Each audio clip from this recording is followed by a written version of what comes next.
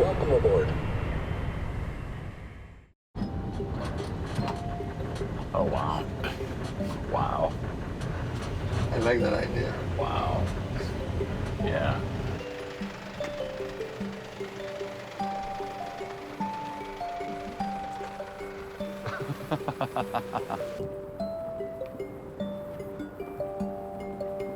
I mean, first of all, this looks really fun. Like, it just looks like a... But it wasn't naturally like this, right? It was, it very much was. So if you look at the landscape, it looks like Hawaii. When you get down towards our coast here, there's cacti. This is literally what it was like. And obviously, Core Crenshaw liked to route a golf course and play to its sort of natural advantages. So there are some holes that Bill and Ben will tell you, you know, even an idiot could have designed this, but there's an awful lot more to it than that, and they've done it just an amazing... And it looks like quite an adventure.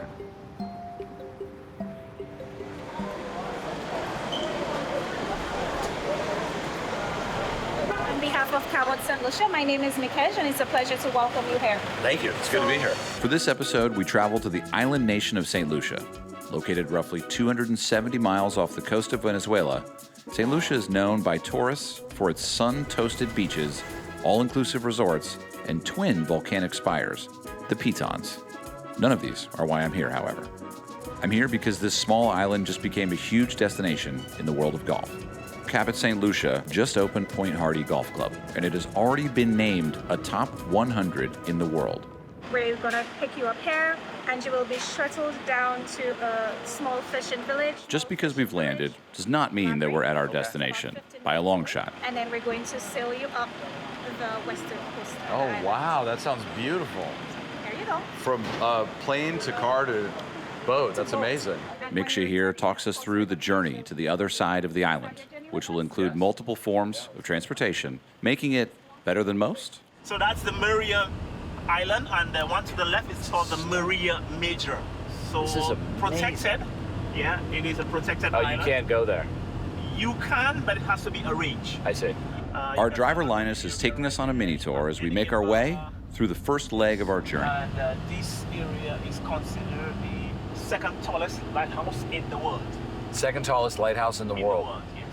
Approximately 740 feet above sea level. Wow. Yeah, I mean, my ears are pumping. All right. He was instructed to take us by the lighthouse, but instead, we decided to jump out and have a look around. I mean, this is like a capital I island. Oh, look, you can see the plane. Well, I've never been above a plane taking off. This is like, it's giving a little Ireland, you know? Like over here, it kind of looks like Ireland. The wind, the elevation, and the sea all kind of point to Irish links, but when you feel the humidity and the warmth, there's no doubt that we're in the Caribbean. Whoa, what? Should we get in there?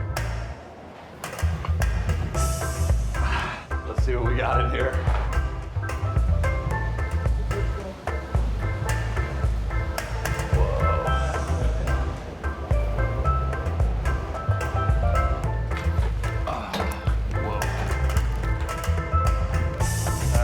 Raining up here, but there's the light. Got it. All right, we're going down.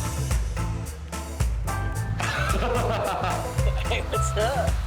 Dude, I feel like we got here like 8 minutes ago. We've already seen like 9,000 things.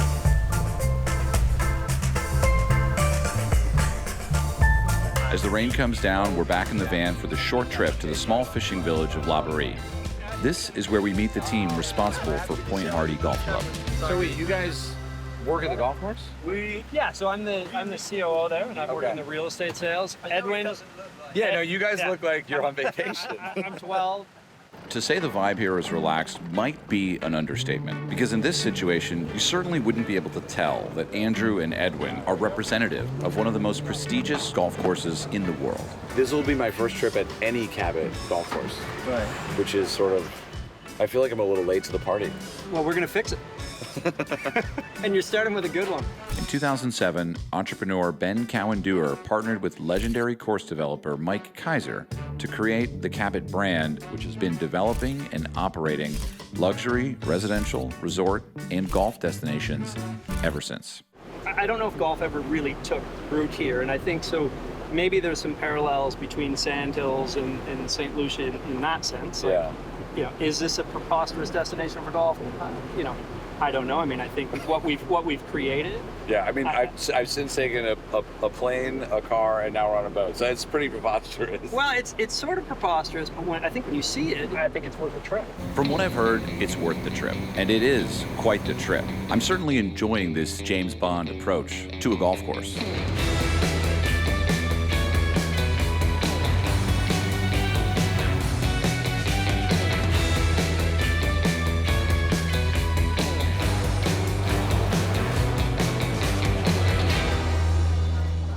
We dock at the literal doorstep of the hotel we're staying at. But it's not a resort hotel, because Cabot St. Lucia doesn't have one. They give new meaning to the term golf first, as Point Hardy is one of the only things currently built. The course just opened December 1st and is only available to those entertaining the idea of buying a home here, which is most certainly not me. But I am lucky enough to visit and play it as a guest. It's especially great when a golf course like rests in like a beautiful spot between like land and sea, you know? So I'm excited. I think we should see if someone can give us a ride there. You want to go and see it now? Yeah. This is the perfect time. We drop our bags at the hotel and, along with Edwin, head to the golf course in the quickening darkness. According to our driver Terry, there is something that we need to see. Through a friend said, Terry, I got a friend of mine that's coming to St. Lucia, and he just wants, somebody to take him around and just show him the island. So you pick up Ben. Brought him to the site, and all he had was like a bottle of water and a granola bar for sure. And walked the property for about, from 7 in the morning till like 2 in the afternoon, all by himself.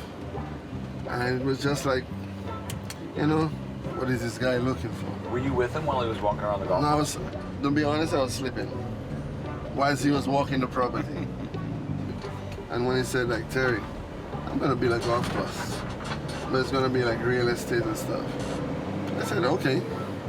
And for what it was before and what it is now, it's just amazing. That first look in 2016 set things in motion for a Core Crenshaw 18-hole course, which broke ground in 2019. Ben has found the best site that we think might be available, on the planet for golf. You turn it over to, two like gems of humanity who also happen to be like wildly talented at their craft, and Bill and Ben. And you set them to work to design the best golf course. And then you plan everything else around that. And while everything ground to a halt in 2020, the caliber of talent involved still allowed Cabot to start the listing process by early 2021, with many people buying in, sight unseen. We've got this, Golf Magazine Top 100 cover, which is still a bit of a pinch me moment, right? But there's not a lot of stuff here yet. Like we're building the Fairway villas, we've got the conversations done, we've got all our golf up stuff done. But we've got 245 homes to build, and we've got a clubhouse to build, and we've got sports and fitness. All that stuff has to come. But the buzz around this place, and I think the curiosity stems from this like mythical creation that those guys have done. I've been really lucky, like I've been a part of some really neat things. This thing is like, I've never seen anything like it. I have to remind people, because you're going to see an amazing golf course, but the original deal with the original investors was, no, if you'd like to be a member here, if you'd like to buy some land, we'll take a deposit from you and we'll build a golf course, and when the golf course is finished, then you owe the balance on your investment, and that's literally where we are. 6 is coming here, comes back up the hill, it's 120 yards, the breeze comes off from about 10 o'clock. Oh, and then 8 is behind it like Cypress. You walk out there and then you hit back over here. I think that's probably the most interesting golf hole. 8, you don't really want to hit too much of a cut because of the wind. I know, for a right-hander, it scares the head out of you. Yeah. So when you look out here, do you like, it's kind of like random in a sense that you're so involved in this? Definitely. I'm happy to be in it for sure. I mean, like from what it was, I mean, just looking at this terrain right now, it was all green. And now you can see the tracks where the home's gonna be, where the golf course is right now. It's beautiful. Yeah. All right, well, I can't wait to play it.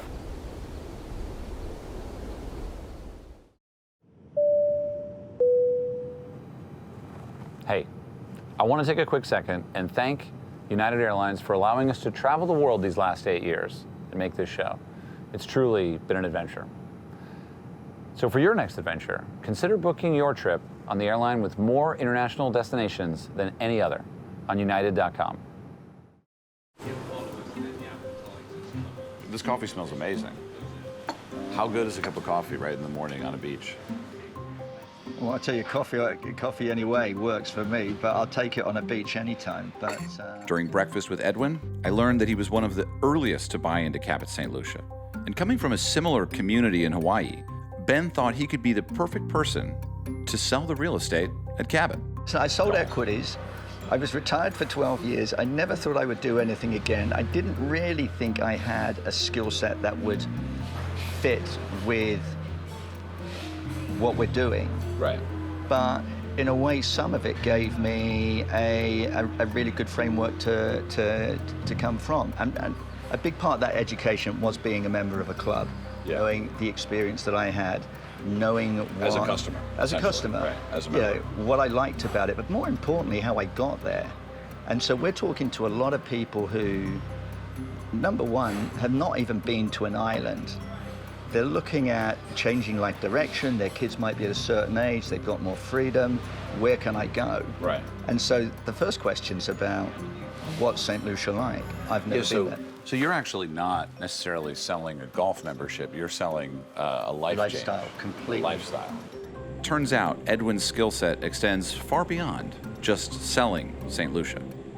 It's complex, you know. It's dealing with local government, it's being a good community member, it's having to build in a place which has probably not seen a scale of construction like this. And there are times when you will have flashpoints because people are resistant to change. We all are, right? And there was a very strong reaction with, at the time, a lady who had a bar on the beach, which is around the boundaries of Cabot St. Lucia, and she'd been there for a long period of time. And she decided that she was unhappy and she wanted to voice that unhappiness, and she went on national TV. And restaurant owner Marjorie Lambert says she will not be moved for Cabot. She was unhappy with the incoming golf course. Not so much that she was kind of left in limbo what her legal rights were. So I went to see her. Hey, Marjorie, I'm Eric. Eric. Nice to meet you. I'm Marjorie. How are you? I'm good. This is a beautiful place. Thank you. Yeah. You're welcome. Yeah, this is beautiful. I hope you enjoy it. Yeah. Marjorie Lambert is an icon of Lucian culture.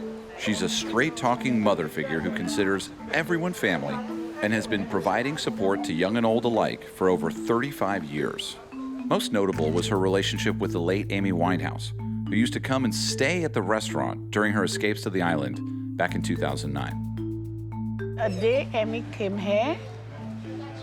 When she came, she looked at me. She goes straight to the bar.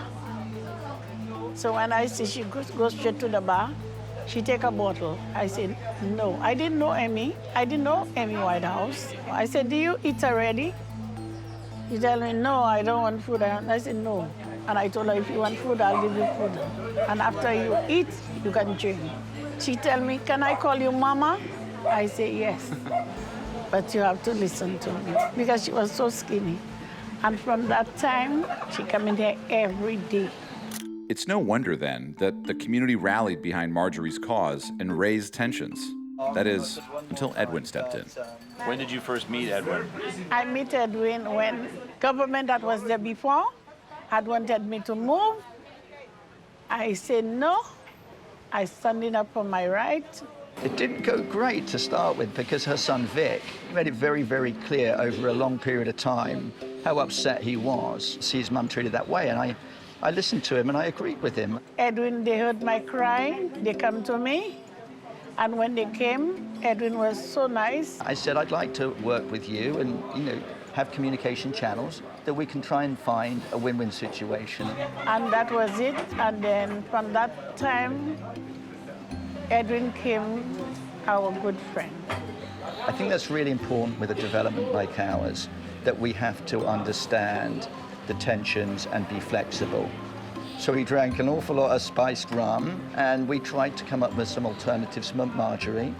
And that alternative for her, we bought her some land as close to where she was operating, freehold land.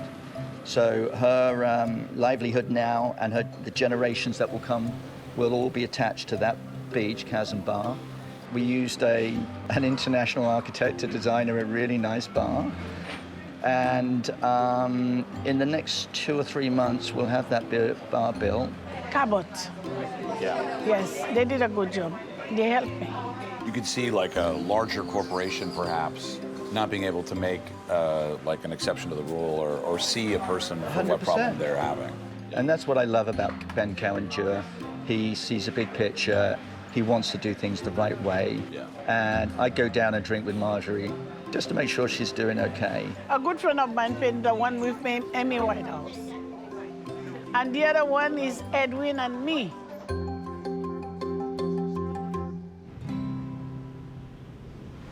Our clubhouse is going to go just up the, right on the back of that hill. Marjorie isn't the only community member that Cabot is thinking about, because a project like this creates many opportunities. What's interesting about this is sort of what it will be. And when you get these things started, I mean, first you got to get the ball rolling, and we need to build a few things, obviously.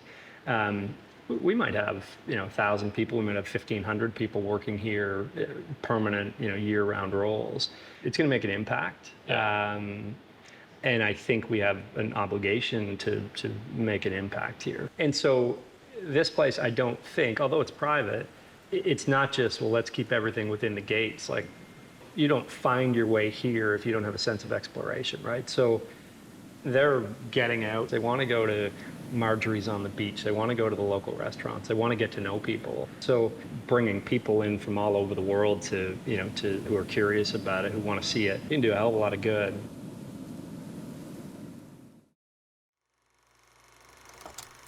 We used to think that golf was a game for stuffy old dudes with Argyle pants, or that golf courses were just a great place to make out. But over the years, we found that golf is actually an adventure, whether you play in your backyard or thousands of miles away. So when we set out to make a club, we didn't look around at what everyone else was doing. We made it for us, for everyone. Join Random Golf Club for events, tournaments, and golf course benefits in your area. Where were you when you first heard that there was going to be a golf course here? Actually, I was standing on the first tee box at the Los Angeles Country Club. This is Nival Felician, head golf professional at Point Hardy Golf Club. But more importantly, he's a local, born and raised right here on St. Lucia. Right. Did you ever come out here before it was a golf course? Yeah, actually, they grew up not too far away from here, so this was kind of like our playground. Used to walk along the cove of the Casaba Beach and leave home at 6 a.m., tell Mom goodbye, and she won't see us at 6 p.m., kind of a deal. So this has always been a special place for sure. Did you ever consider coming back here to work, or was that really not an option for you? Honestly, that was not an option because I knew the only golf course there was on the island. It's a public/resort golf course, and at that time my focus was on high-end private. And I will applied through the website. So the resume pops in, and Jason McCarty was our director of golf. He flipped it to me. He said, "You got to check this resume out. Like it's almost like it's not real."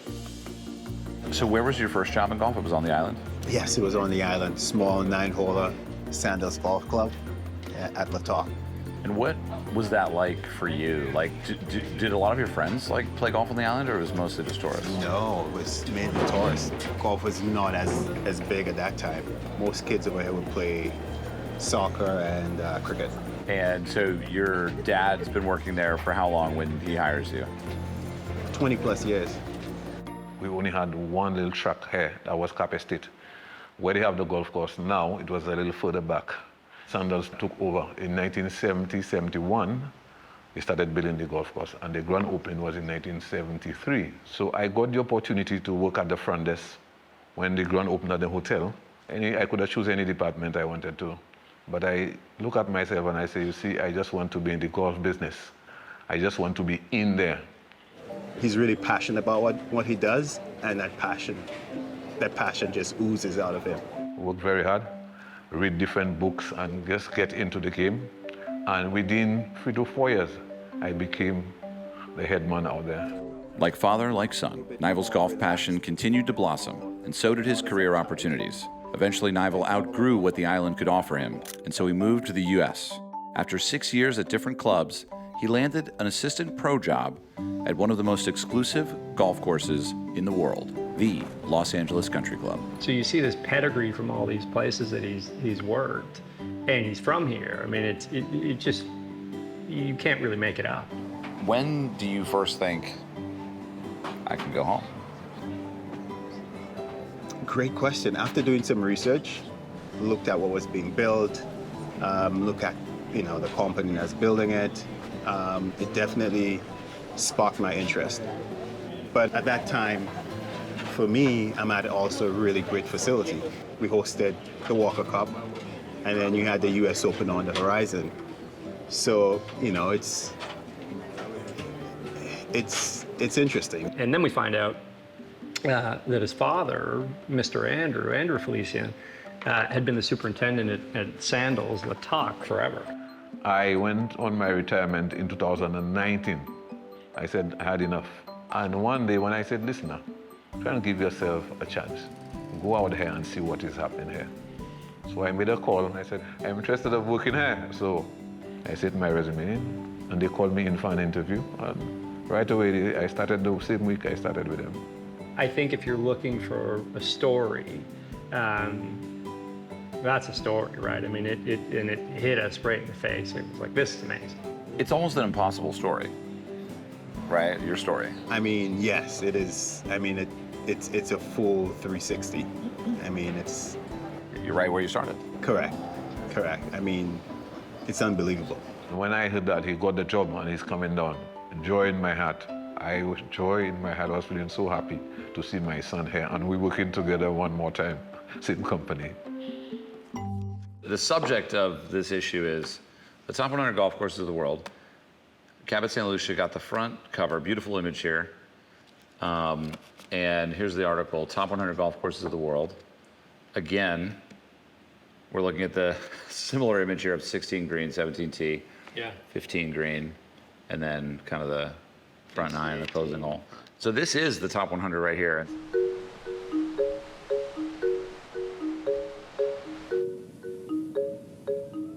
We are right here. Point Hardy. Yeah. So this is 76, Yeah. brand new. This is overall top 100, public and private. Yeah.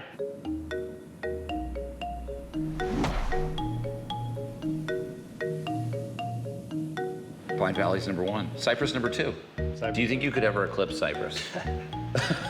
I don't know if that's a fair question. No comment.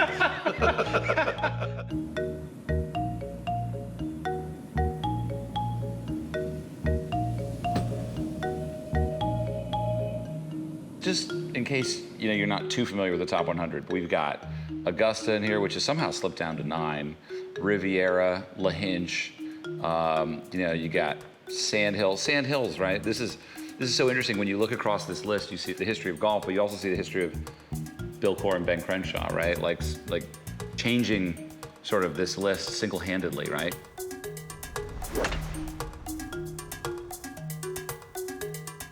Because this ranking is not based on the quality of the homes that you're building. It's not based on the deliciousness of the transfusions. Yeah. Right. This is about the quality of the golf. Yeah. quite a trying time for everybody involved, just trying to get this established in grass. And maybe no one knows more about the quality of the course than Point Hardy's Director of Agronomy, Damon DeGiorgio. And he discusses with us the challenges that he and his team faced getting the course ready for preview play. It was tough. The construction team spent months and months shaping and getting this place ready, and the irrigation crew had all pipe in the ground, drainage, and then you come and you're all excited. You start grassing this beautiful place, and then you get a 4-inch rain, literally 2 weeks after we started grassing. Yeah. And everything we had done had just gone. And then you grass again, and then 3 weeks after that, we had a 5-inch rain. And then it goes, and it's just, everybody on this staff, the team here building this course just had such fortitude to get through that, because mentally it's tough. Right. It's not the work. It's Right. just to do something, do it again, when you're trying to open up this beautiful golf course and get it ready. And is it good now for? It's actually, Bill Kors says it's better. He had time to go back and any imperfections the first time. He got to redo the second, third, and fourth time.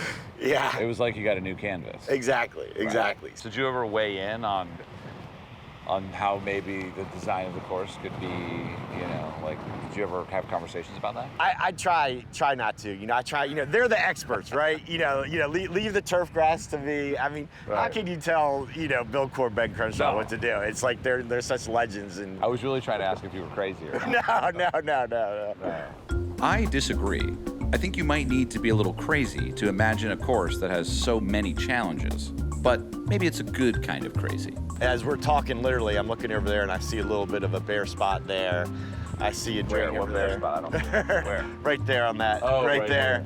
And then I just. That's on a walkway from green to tee. I know. Why does that matter? It just bothers me. You just want everything to have nice turf on it. I'm never satisfied. I'm never happy. There's always something going through my mind. I'm looking at a staff member over there, seeing where he's parking. We need to add drainage. Do we need to put more fertility here? It seems like everybody here is driven by the same kind of, is it an impossible goal? Yes, but what's the saying, if you reach for the stars and, you land on the moon or something like that? That's pretty good too. Yeah. So is this your assistant? Yeah, we call her the boss lady.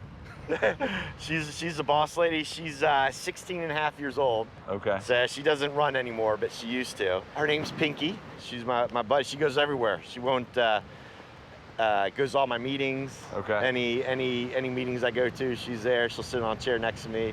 I don't know if I'm allowed into the meetings without her, actually. Oh, I'm sure not. At this point, no. This is wild right here. This angle. Yes. These are very difficult bunkers. I mean, that's almost vertical. Yes, we had people down there, people up here, and almost like a conveyor system to get the dirt and the grass in there. Yeah, but it turned out good. But so you can imagine when you get all this rain, what happens, right? It goes right in there and it just washes out. But the architects, they actually kept some of that when it did fall in a little bit. They actually kept some of that. It actually turned out pretty cool, pretty natural. So are you weighing in on some of the needs for the maintenance facility, which is yet to be built? Yes, we're designing it right now. Is that exciting? I can't wait. That's kind of an unusual opportunity. It is, and it's exciting for the staff. We're actually calling it the Agronomy Village, and I'll tell you why. Because one, our staff consists of landscapers, beach cleaners, and golf course maintenance. So it's kind of 3 departments in one. Okay. And we want the staff here to feel like that they're going to work here all their lives, 20, 30, 40 years. Okay. We want it to be a place to learn, to meet, to gather, to celebrate, Very cool. and be all in one place. So we want to make it like home, like a village. It's certainly impressive that Cabot St. Lucia has a top-ranked golf course so soon after opening. But to me, what's even more special is how it got there. Pushing aside the tourist traps that plague so many other destinations, Cabot is bringing people together with a feeling of fellowship. It's the result of sharing common attitudes, interests, and goals, which is the exact definition of community. you have the luxury of time to like, it's not just one and done, right? You're not here for 3 days and you sort of soak up as much as you can and then you're gone. People are here, they want to know about the island, they want to experience it. They're spending real, meaningful time, oftentimes, with their family. And so you get to know, the couple, you get to know the parents, the grandparents, the grandkids, and you really forge incredibly deep, meaningful relationships with people. It's like you care about these people, right? Like they're part of your family. How often do you and Nival play golf? To be honest with you, not all that often. But time he's here, it's only once or twice, I think, once we played. Yeah, but he always tell me that he make time for us to play golf. Wow. Nival and Mr. Andrew don't get a chance to play together often, but today, they make time.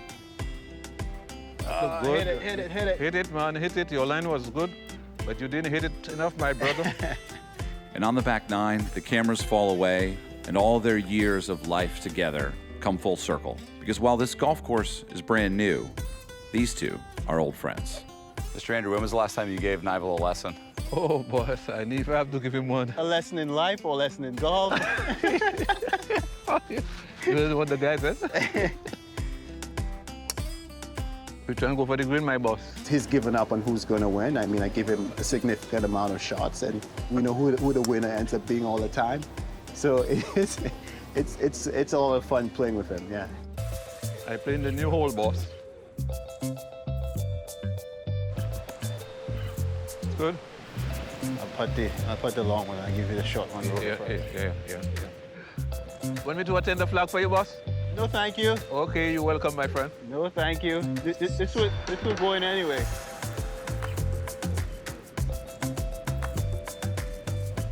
Ooh. Yeah, nice one. The door's still open for you. Yeah, it's still open. Don't miss it. I'll not miss it, my friend.